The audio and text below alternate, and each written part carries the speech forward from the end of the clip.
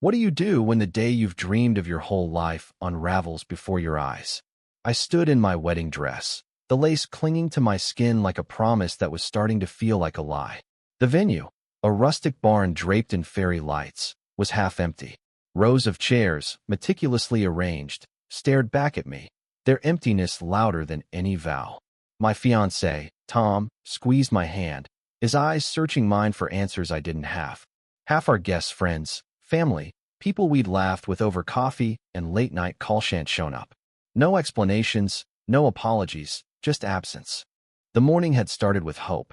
I'd woken up to sunlight streaming through the window, my heart racing with the kind of nervous joy that makes your hands tremble. I'd spent months planning this day, every detail, from the hand-tied wildflower bouquets to the playlist that held memories of our first date.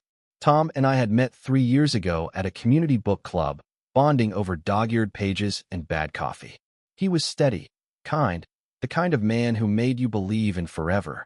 When he proposed under a starlit sky, I said yes without a second thought. This wedding was supposed to be our celebration, a moment to share our love with the people who mattered most. But as the ceremony hour approached, the gaps became impossible to ignore. My maid of honor, Sarah, kept checking her phone, muttering about texts that never came. My parents were there, their smiles tight, trying to fill the silence with small talk. Tom's brother, our best man, made a joke about the open bar being less crowded, but it landed flat. I felt the weight of every empty chair, each one a tiny betrayal.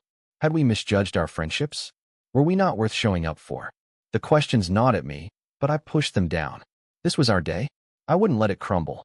The ceremony was beautiful, despite everything. Tom's vows were quiet but fierce, promising to stand by me through any storm. I choked through mine, tears mixing with laughter as I told him he'd always be my home. We kissed, and for a moment, the world was just us. But as we moved to the reception, the emptiness returned. The dance floor, meant for a crowd, felt like a stage for our disappointment. I saw Tom's jaw tighten, his eyes scanning the room. We'd planned for 150 guests, barely 70 had come. Then, an idea hit me, a reckless, desperate spark.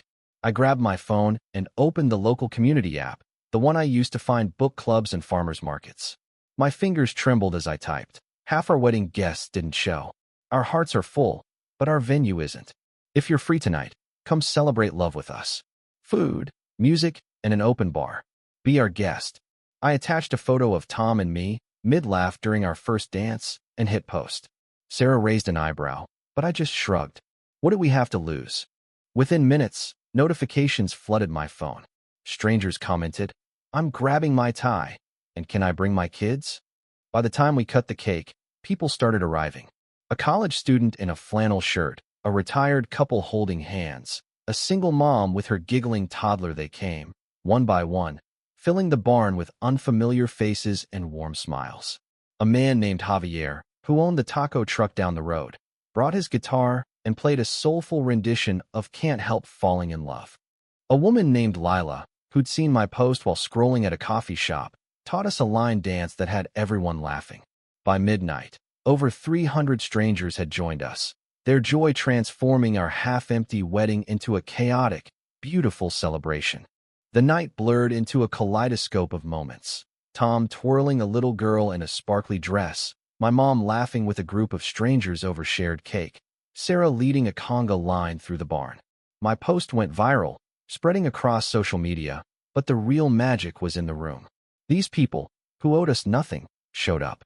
They danced, they toasted, they reminded us that love doesn't need a guest list to thrive. I looked at Tom, his tie loose, his smile wide, and felt a truth settle in my bones. Sometimes, the people who show up are the ones who were meant to be there. As the night ended, I stood outside, the cool air kissing my skin. A stranger, a quiet man who'd spent the evening sketching in a corner, handed me a drawing of Tom and me, our hands clasped, our faces lit with hope. "You made something special tonight," he said. And he was right. Our wedding wasn't what I'd planned, but it was more.